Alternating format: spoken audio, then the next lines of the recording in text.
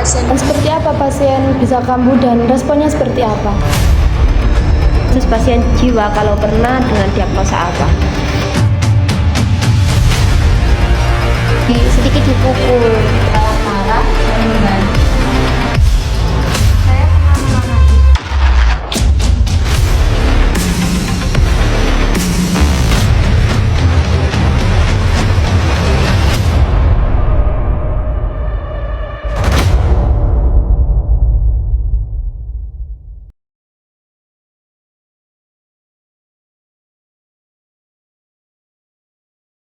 Apakah Anda pernah menangani kasus dengan gangguan jiwa? Jika pernah, dengan diagnosa apa? Saya pernah menangani kasus gangguan jiwa pada saat di Puskesmas Muto, itu dengan diagnosa harga diri rendah. Pernah. Dulu saya pernah menangani kasus gangguan jiwa pada ODGJ dengan masalah keperawatan halusinasi pendengaran. Saya pernah menangani gangguan jiwa dengan diagnosa perilaku kekerasan. Pernah, waktu itu tuh kebetulan saya di praktek di Mentian, di Puskesmas Mentian. Waktu itu dapat pasien dengan gangguan jiwa dari umur 25 tahun, tapi dalam keadaan stroke. Masalah keperawatannya apa? RPK. Pernah, dulu waktu praktek itu saya pernah menangani pasien gangguan jiwa harga diri rendah. Iya pernah, saya pernah menangani kasus pasien dengan gangguan jiwa harga diri rendah. Diagnosa halusinasi pendengaran sama PK. Bagaimana keadaan pasien saat pertama kali Anda kunjungan ke sana? Saat pertama kali saya ke sana, beliau tidak mau saya wawancarai, cuman hanya menunduk saja, tidak mau menjawab pertanyaan yang saya berikan sama sekali. Itu sangat tidak terkontrol sih, karena kan pas waktu awal saya masih melakukan pendekatan terhadap pasien dan juga melakukan BHSP. Pertama saya pas ke rumahnya pasien, dia nggak mau ngomong soalnya belum kenal. Pas saya udah kenalan dia mau ngomong, tapi dengan nada tinggi dan suka membanting barang di sekitarnya. Dalam keadaan seperti apa pasien Anda itu bisa kambuh? Jika seperti Mas tersebut katanya ibunya itu suka mengonsumsi rokok. Jadi kalau nggak diturutin apa yang dimau, kayak dikasih rokok gitu, dia marah-marah ke ibunya, ke bapaknya. Dalam keadaan sendiri, merenung pas waktu mandi, bersepeda, dan cuci-cuci baju. Setiap kambuh itu mesti kalau misal sesuatu apa yang dia minta itu tidak dipenuhi, seperti itu. Jadi barang-barang yang ada di sekitar tuh bisa dilempar. Kebetulan kemarin saya sempat waktu pengkajian itu, waktu nanya sempat sedikit dipukul gitu. Jadi walaupun dia dalam keadaan stroke, dia masih bisa menggunakan anggota badan yang itu masih bisa digunakan untuk menepas atau memukul seperti itulah. Ketika dia itu mengurung diri, terus sulit untuk berinteraksi, terus kayak kalau diajak ngomong itu tidak mau mengeluarkan kata-kata. Pasien kambuh biasanya kalau telat minum obat. Waktu kayak permintaannya tidak diturutin sama kalau nggak cocok makannya. Nah, bentuk respon saat pasien Anda kambuh itu seperti apa?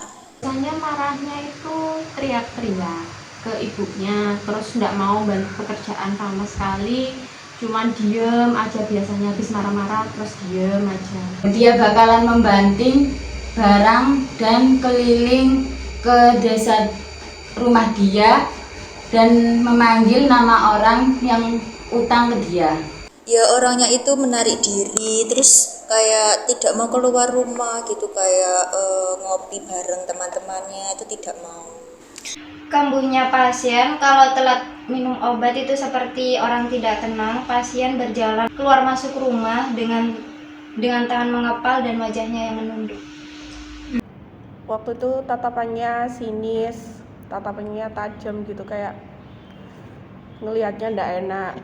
Biasanya juga kalau gitu ya ke jalan-jalan keliling-keliling ndak pulang-pulang gitu.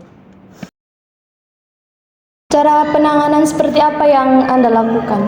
Pertama saya melakukan pendekatan, jadi tidak 1 atau 2 hari saya bisa berkomunikasi, mengajak ngobrol mas tersebut, tetapi 3 sampai 4 hari saya baru bisa mendekati atau berkomunikasi sama pasien dengan cara saya memberikan makanan-makanan yang disukai, hal-hal yang disukai, seperti saya bisa memberikan martabak, itu makanan yang disukainya, jadi lebih gampang untuk diajak interaksi.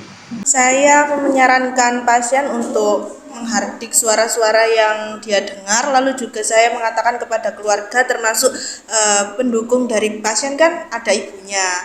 Saya itu menyuruh ibunya untuk selalu mensupport pasien saya itu kalau mendengar suara-suara atau dia dipanggil dengan namanya, saya suruh mengalihkan pendengarannya itu tadi melalui dengan dia melakukan kegiatan atau aktivitas sehari-hari yang pernah saya sarankan. Dan juga itu kan ada ponakannya, mempunyai ponakan, dia itu kebetulan suka anak kecil, jadi saya menyarankan untuk mengalihkan biar dia tidak merenung, dia itu mengasuh adik ponakannya itu tadi Dengan memberikan intervensi pengertian kepada keluarganya saja gitu. Jadi bagaimana keluarga itu bisa merawat si pasien ini biar mulai dari personal hygiene-nya, mulai dari cara minum obatnya yang bisa teratur, karena kan kalau misal walaupun ini sudah faktor uya, apalagi dia sudah memiliki penyakit stroke ya kan,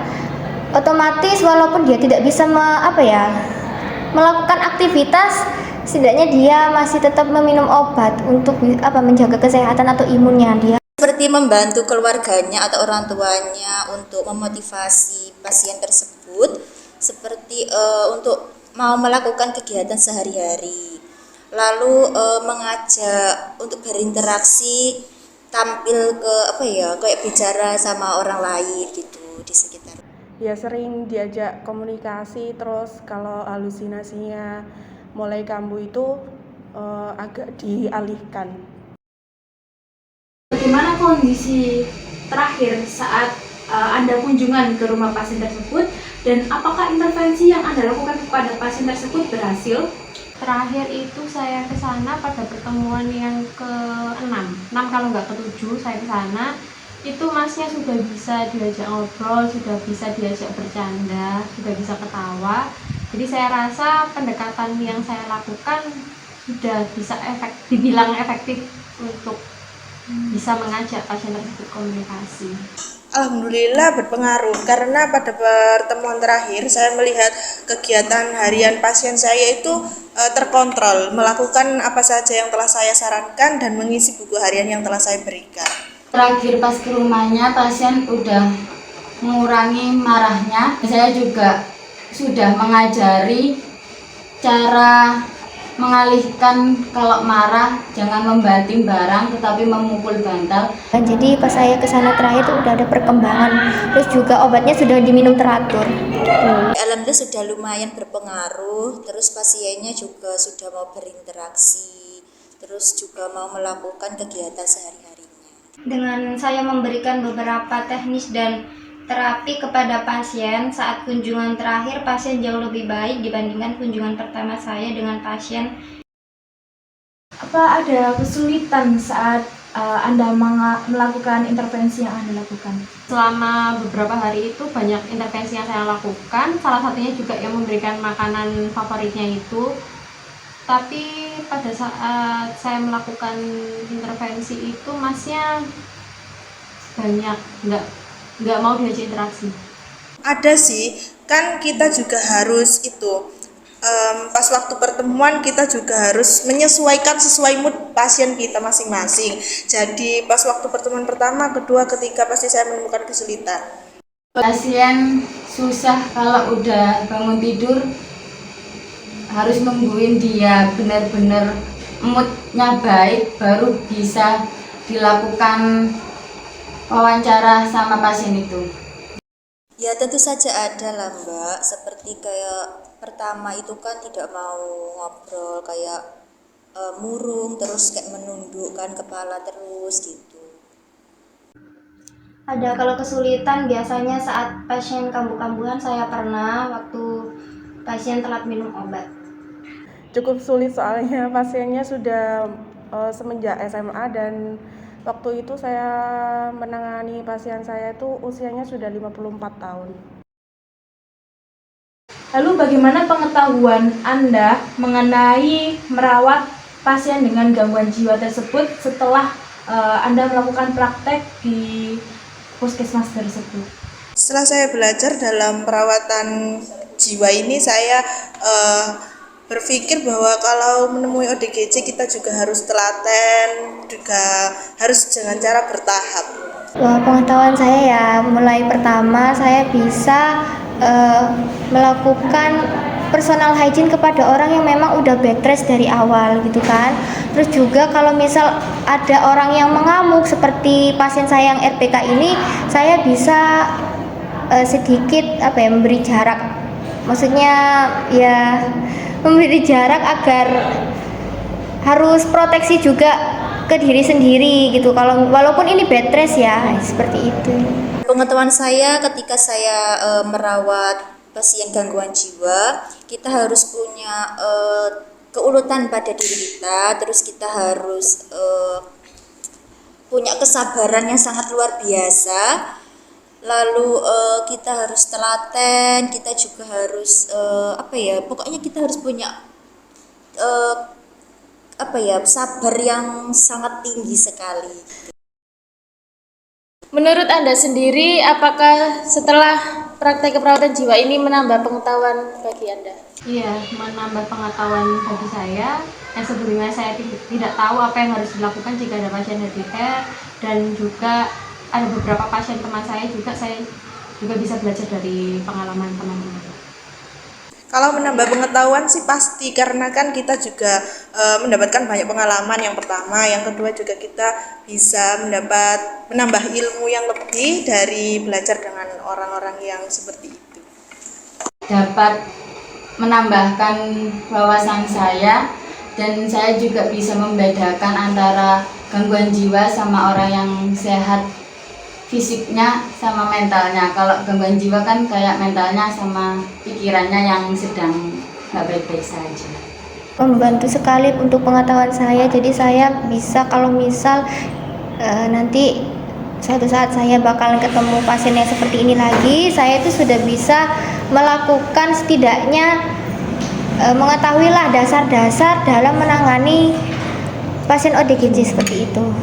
Ya, sangat sekali menambah pengetahuan dan juga wawasan. Ya, ketika saya belum melakukan perawatan kepada pasien gangguan jiwa itu, kayak saya itu merasa kayak takut gitu. Ketika sudah mencobanya ya ternyata tidak semenakutkan itu.